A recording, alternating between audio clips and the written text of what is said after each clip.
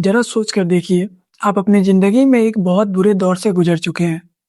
आपने उस भयानक अतीत को पीछे छोड़ दिया है और अब आप एक नई ज़िंदगी शुरू कर चुके हैं। आप बहुत खुश हैं और जल्द ही एक नन्हे मेहमान की माँ भी बनने वाली हैं।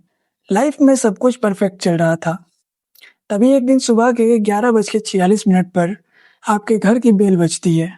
आप दरवाज़ा खोलती हैं और सामने वो इंसान खड़ा होता है, जिसे आप अपनी ज़िंदगी का सबसे भयानक सपना मानकर भुला चुकी थी। और उसके हाथ में एक ऐसा बैग होता है, जिसके अंदर कुछ ऐसा था जो किसी की भी रूह कँपा दे। दोस्तों, आज की कहानी कोई आम कहानी नहीं है। ये कहानी एक ऐसे जुनून की, एक ऐसे नफ़रत की जिसने एक हँसते-खेलते परिवार को हमेशा के लिए खामोश सन्नाटे में बदल दिया। दिल थाम कर बैठिएगा, क्योंकि जो मैं आज आपको बताने वाला हूँ, वो आपके रातों की नींद उड़ा देगा। कहानी की शुरुआत हम करेंगे 18 फरवरी 2026 से। अब आप खुद सोचो, सुबह का वक्त है। तेलंगाना के हैदराबाद शहर की ग्रीन सिटी कॉलोनी। इस कॉलोनी की चौथी मंजिल पर एक फ्लैट है, जहाँ अचानक से एक औरत की चीखें गूंजने लगती है। चीखें इतनी दर्दनाक थी कि आस पड़ोस के लोग अपने घरों से बाहर निकल कर आते हैं। लोग उस फ्लैट के दरवाजे पर पहुंचते हैं, लेकिन दरवाजा अंदर से बंद था। अंदर से एक औरत की रोने और मिन्नतें करने की आवाजें आ रही थी और एक आदमी के चिल्लाने की। पड़ोसी बाहर से आवाज लगाते हैं, दरवाजा खोलो, हमने पुलिस को बुला लिया है। लेकिन अंदर वाले इंसान पर इस बात का कोई असर नहीं होता। कुछ ही पलों में वो चीखें, वो मिन्नतें हमेशा के लिए शांत हो जाती है। एकदम सन्नाटा। पुलिस के सायरन की आवाज से पूरी कॉलोनी गूंज उठती है। पुलिस भागती हुई चौथी मंजिल पर पहुंचती है। दरवाजा तोड़ा जाता है और जैसे ही दरवाजा टूटता है, सामने का मंजर ऐसा था कि पुलिस वालों के भी कदम ठिठक जाते हैं। फर्श पर एक बेजान शरीर पड़ा था। उसकी सांसें हमेशा के लिए छीनी जा चुकी थी। लेकिन वो कातिल कहाँ था? तभी पुलिस की नजर बाथरूम के बंद दरवाजे पर पड़ती है। पुलिस बाथरूम का दरवाजा खटखटाती है, लेकिन अंदर से वो शख्स धमकी देता है, दरवाजा तोड़ने की कोशिश मत करना, मेरे पास 5 लीटर पेट्रोल है, मैं सब कुछ राख कर दूंगा। अब आप सोच रहे होंगे कि एक आम इंसान ऐसा भयानक कदम कैसे उठा सकता है। पुलिस अपनी सूझबूझ दिखाती है और बहुत ही चालाकी से दरवाजा तोड़कर उस शख्स को अपने काबू में कर लेती है। जब उस शख्स का बैग चेक किया गया, तो उसमें पुलिस के भी पसीने छूट गए। उस बैग के अंदर नारियल काटने वाले 2 बेहद खतरनाक और भारी औजार थे। एक ड्रिल मशीन थी और 5 लीटर पेट्रोल था। ये कोई गुस्से में उठाया हुआ अचानक ऐसा कदम नहीं था दोस्तों। ये एक पूरी खौफनाक प्लानिंग थी। पुलिस उसे गिरफ्तार करने थाने लाती है। जब उससे उसका नाम पूछा जाता है, तो वो अपना नाम महेश बताता है। लेकिन जब पुलिस उससे पूछती है कि तुमने इस बेगुनाह लड़की की सांसें क्यों छीन ली, तो महेश की आंखों में कोई पछतावा नहीं था।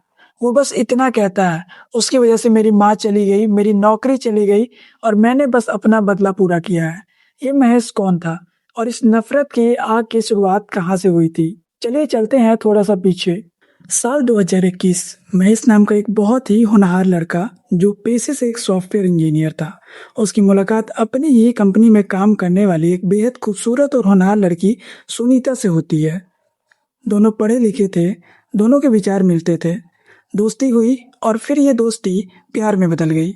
साल 2022 में दोनों ने अपने अपने परिवार की रजामंदी से बहुत ही धूमधाम से शादी कर ली। सब कुछ कितना परफेक्ट लग रहा था ना। शादी के कुछ ही समय बाद महेश को कनाडा में एक बहुत बड़ी नौकरी मिल गई। वो कनाडा चला गया और अपनी पत्नी से वादा किया कि वो जल्द ही उसे वहां बुला लेगा, और उसने अपना वादा निभाया भी। साल 2023 में सुनीता भी कनाडा पहुंच गई। लेकिन दोस्तों, कहते हैं ना कि दूर का ढोल सुहावने होते हैं। जब दोनों साथ रहने लगे, तो जो फासले पहले नहीं थे, वो अब उभर कर सामने आने लगे। छोटी छोटी बातों पर तकरार शुरू हो गई और ये तकरार इतनी बढ़ गई कि महेश ने अपना आपा खोना शुरू कर दिया। वो सुनीता के साथ हिंसक होने लगा। साल 2024 आते आते सुनीता टूट चुकी थी। घुटने वाले रिश्ते में और नहीं रह सकती। वो अपना सब कुछ, अपना करियर, अपना कनाडा का सपना छोड़कर वापस इंडिया आ गई।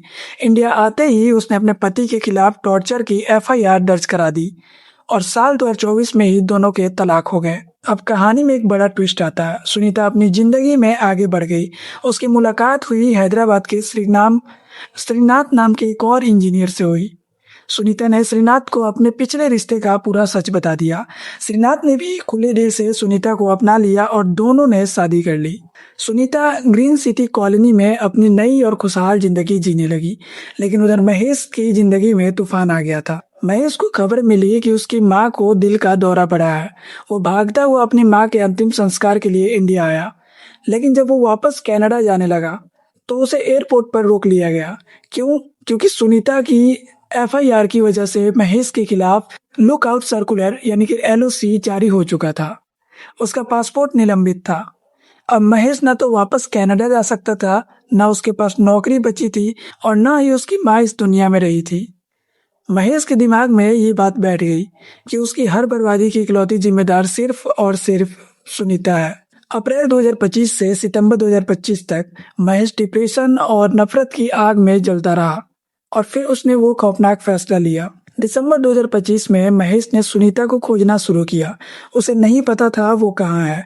उसने सोशल मीडिया के हर प्लेटफॉर्म को छाना। पूरे 60 दिन लग गए उसे और आखिरकार उसे सुनीता का एड्रेस मिल गया। फरवरी के महीने में महेश ने सुनीता के घर के पास ही एक कमरा किराए पर लिया। पूरे 15 दिन तक वो एक साये की तरह सुनीता का पीछा करता रहा। वो कब अकेली होती है, उसका नया पति कब ऑफिस जाता है, कब क्या करता है, उसने एक एक चीज नोट की।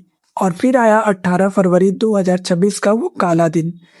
जब महेश दरवाजा खटखटाता है, सुनील सामने अपने अतीत को देखकर कांप जाती है। वो कहती है, मैं अपनी जिंदगी में खुश हूँ, प्लीज मुझे अकेला छोड़ दो और यहाँ से चले जाओ। महेश जबरदस्ती अंदर घुसता है और दरवाजा लॉक कर देता है।